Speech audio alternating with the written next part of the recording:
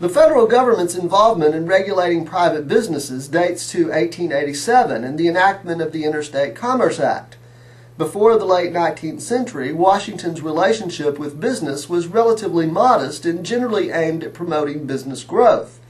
Tariffs were levied on imports to protect American products, and land grants were made to the railroads to further expansion.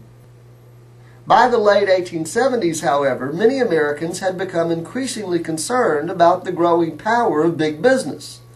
Small business people worried about being gobbled up by big business and complained about unfair competition. Farmers were angered by the railroad's rate policies for hauling grain and livestock to market. Meanwhile, reformers such as the populists and progressives feared the concentration of economic power in only a few hands. At first, state governments tried to regulate big business enterprises, but the results were unsatisfactory. A major problem was that the largest enterprises, particularly the railroads, were interstate operations.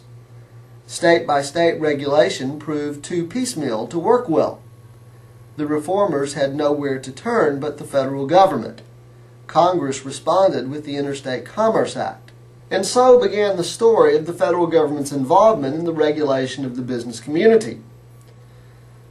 Over 100 years later, by the late 20th century, early 21st century, the federal government has become involved in the regulation of everything from the railroads and trucking industries to children's clothing and infant formula.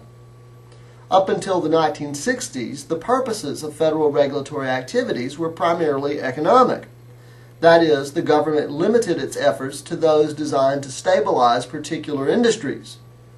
Beginning in the 1960s, the government began to identify social goals, which it was widely believed could only be accomplished by vigorously controlling the way companies conducted their businesses. The old style of regulation is referred to as economic regulation. The new style is called social regulation. In order to promote the goals of economic regulation, the government typically engages in rate-setting activities or determines conditions which must be met by the business for the delivery of a service to customers. Often, the government will allow the formation of a limited monopoly in an industry to promote economic stability.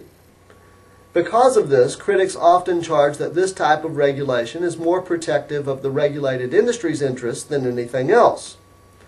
The regulation of the railroads, the trucking industry, or stock market trading are all examples of this type of regulation. In the new style of social regulation, the government typically attempts to prevent businesses from engaging in certain practices by imposing punitive costs. The cessation of the undesirable activities is thought to lead to positive but generally non-economic social goals. Indeed, there are sometimes negative economic consequences associated with this style of regulation. However, the social objectives are generally believed to be important enough to justify the burden on the economy. Frequently, in social regulation, the government sets certain standards which must be met by business, inspects for compliance with those standards, and imposes cost where violations of the standards are found.